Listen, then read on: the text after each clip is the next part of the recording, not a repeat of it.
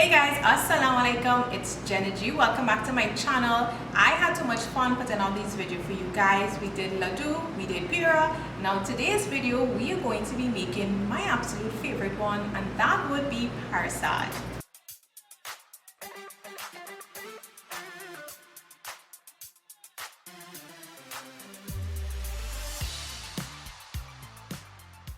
So there are different types of parsad. You have the flour parsad, you have the cream of wheat parsad, and sometimes people actually make a combination, flour and cream of wheat in one.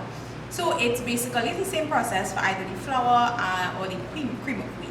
So these are all the ingredients that you'll need when making parsad. The first thing you want to do in a pan is put your sugar, your milk, and your spice in there to heat up. You don't want it to really come to a boil, you don't want it to overcook or boil too much. You just really want that sugar to melt out, and you want to keep it warm. So you're going to put it on the stove on low heat on a different burner, and then in another pot you're going to add your ghee, and you're going to let that melt out on low heat. And once that is melted, you're going to add in your flour bit by bit and keep turning it. Now I prefer to use ghee when making the parsad. I like the rich flavor, rich taste it adds to your parsad. I think it's a real true taste that you want to get in your parsad. You add in your flour bit by bit, and yes, you're going to need some strength when you're making parsad, or at least have somebody stand by to help you out, because you're going to have to keep turning it up. So this step you're basically going to keep turning or patching it until it starts to get brown in color. Some people don't prefer light color parsad, some people prefer darker color parsad. So it really depends on you. This step, you're going to keep patching it until it gets a little lightish brownish color, and it kind of looks like this consistency. The next thing you're going to do is carefully, and I say carefully because there involves some splatter in this step, you're going to be adding that warm milk mixture to the parched flour. So you add it slowly and you keep turning. And this is where you need more arm strength. So you're going to keep turning it, and you might probably notice, well, it have real liquid in there. Don't worry, because the flour absorbs liquid fast. And if you think that it's moist enough or looking moist enough in the pot there, believe me, by the time it finished cook, it's going to be dry. So keep adding that liquid to it. It will look like it's overflowing with liquid, but you have to keep turning it up until it gets nice and fluffy and it starts to clump up. And that's when your parsad finished. Don't forget to add in your raisins too. And of course you can add as much raisins as you want in it. Me personally, I don't like raisins at all, but usually you add in your raisins to it and keep stirring it up. Turn off your stove and you have your parsad.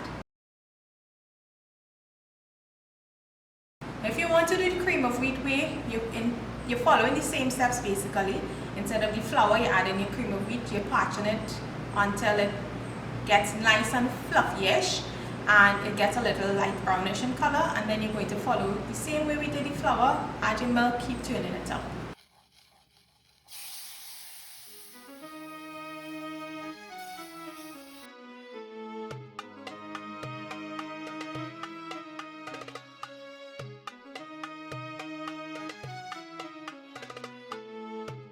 So key ingredients: your ghee, your flour or your cream of wheat, your spice, evaporated milk, your sugar. Not too hard.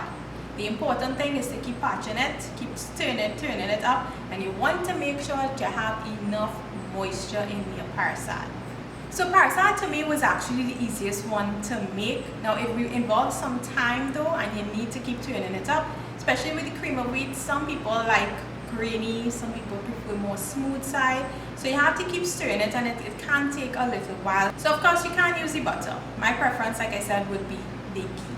So I hope you guys really enjoyed this video schedule lineup this week, where we did the laddu, we did the pira, and then we do the parsad, all just in time for Diwali coming up, and I know you guys will probably want to experiment.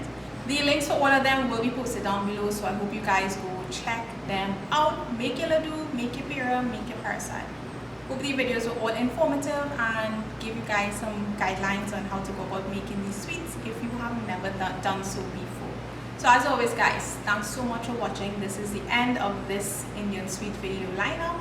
Check out my next week's schedule coming up soon. I will see you guys in those videos.